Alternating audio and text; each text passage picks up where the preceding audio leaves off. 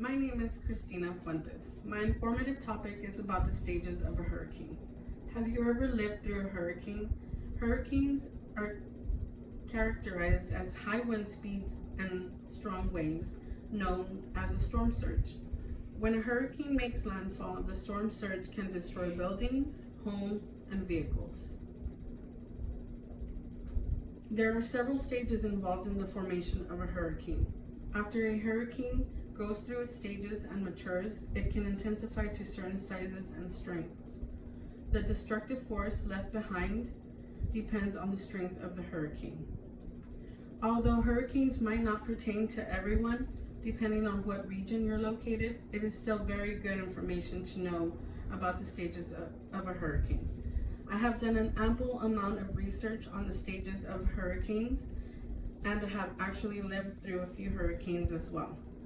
Today I will inform you about the stages of a hurricane. Let's start with what happens first.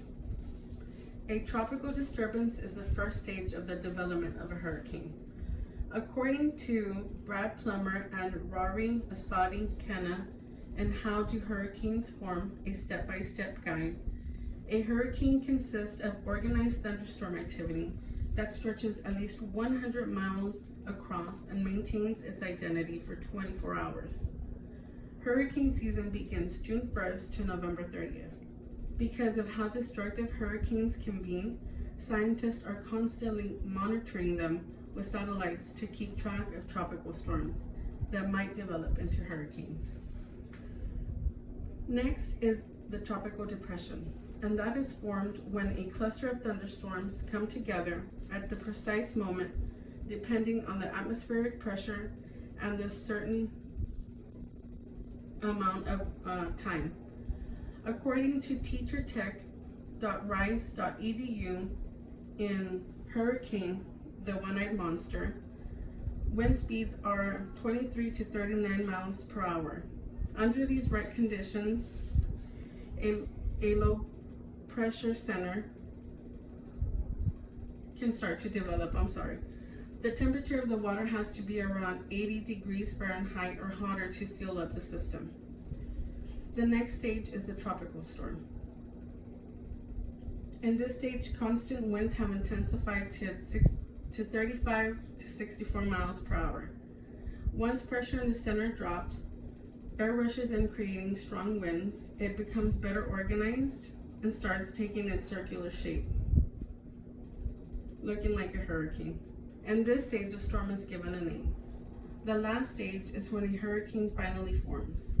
In this stage, surface pressure is continuously dropping.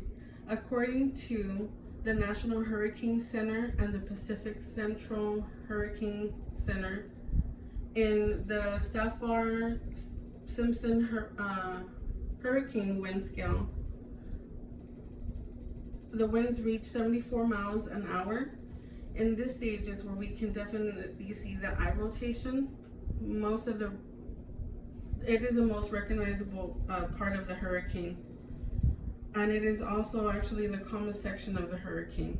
This final stage is the scariest stage. Depending on what category size the hurricane is, the more havoc it brings. In conclusion, there are many stages of a hurricane before it actually forms into a hurricane. Each stage plays a vital role in the formation of a hurricane. These storms can be very destructive, violent, and fatal. In order to survive a hurricane, we need to be better informed of and have better understanding of the origin, how they form, how they affect your geographical region, and of course, the aftermath of the hurricane. Thank you for watching.